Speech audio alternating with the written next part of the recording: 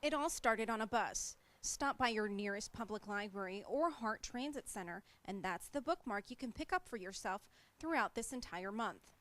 It pays tribute to the brave actions of Rosa Parks in Montgomery, Alabama, when she refused to obey a bus driver's order that she give up her seat to make room for a white passenger. Ms. Parks played a critical role in the American Civil Rights Movement as her act of defiance ignited the Montgomery bus boycott. She went on to collaborate and organize with civil rights leaders, including boycott leader Dr. Martin Luther King Jr., and soon became an icon of resistance to racial segregation for most cities in the United States, including Tampa. There was nothing integrated in Tampa at the time as far as grocery stores. There were no clerks. There were no bus drivers, and Tampa Transit Line at the time definitely did not have any drivers. So after we had the sit-in demonstrations, this was in 1960, February 1960. We went to the field office of the NAACP. I talked with Mr. Robert Saunders, who was the state field secretary. At the time, Tampa Transit Lines were on a strike. The AFL-CIO bus union had a 2-week strike. And I told them, why don't we send a letter to Tampa Transit office and tell them that we're going to boycott the buses if they do not employ African-American bus drivers. The mayor in Tampa at the time was Julian Lane, a very liberal mayor. Actually, Tampa was one of the most moderate cities in the South at the time. It was very well received, very well received. Actually, Tampa Transit Lines got back with us within 2 weeks. They wrote us a letter back and told us to look for 2 qualified drivers, have them fill out an application and a resume, and get them back to them, and they would take a shot at, maybe trying to hire some drivers. They did just that. In about a month's time, they hired 2 drivers, one of them by the name of Jones and the other one Robert Moore. Robert Moore was already employed with Tampa Transit. He was a mechanic, so he was driving buses around, so he certainly knew how to drive a bus. So that's how we got our first 2 bus drivers.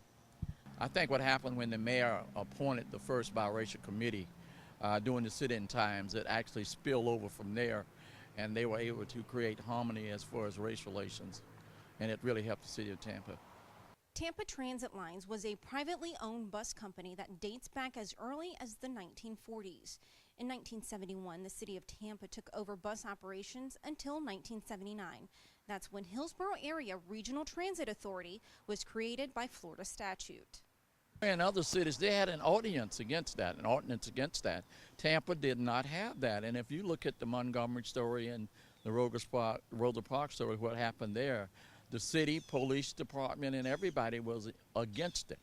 So absolutely, they did things that would try and slow it down or stop it, where Tampa was just the opposite. When you look back then and you look now, then you see where you see African Americans on Heartline Board.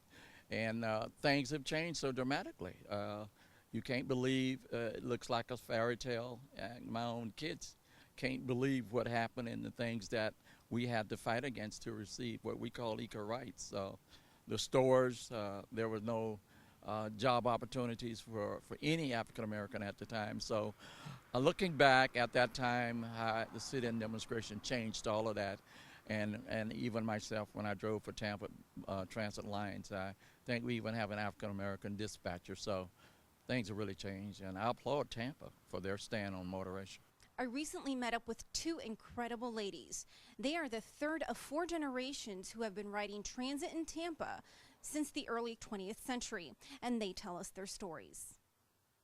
We would walk to that bus stop at Castle, Nebraska. Exactly. If we wanted to go anywhere beyond because our we neighborhood. basically went shopping in Ybor City, and once we rode the bus, we would have to get off here at Castle, Nebraska, and then we would have to walk with our bags, groceries falling out and everything else to the other side.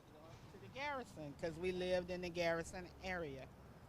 It was a big part of our lives because it provided us transportation from all points beyond our neighborhood, especially for the people who had to go to work. That was a very vital part of them getting to the points where they needed to be, to their workplaces. So yes, the bus played a vital role in what we did and how we were able to, continue to go on economically. About 4 generations, we're talking about our grandmother, Mildred Brown, who rode the bus, our mother, Rosa Parks, who rode the bus, my sister and myself, who rode the bus, as well as our daughters, Angela Campbell Simmons and Robin Annette Freeman, who also rode the bus. Transit agencies across the country are proud to carry the legacy of Rosa Parks to ensure that all transit riders are treated with dignity and respect and have equal access to transit. Rosa Parks' story serves as a reminder for government. The government depends on its patrons. People do not depend on government. HART's actually doing very well. 2 out of every 3 HART employees are minorities. And we feel very good about the future at HART and its employee makeup. No one should ever be prevented from getting to the places that are important to them, like work or medical appointments, or connecting with their family and friends. Thank you for joining us on this very special edition of Your Next Stop with HART. Back to you, Laura.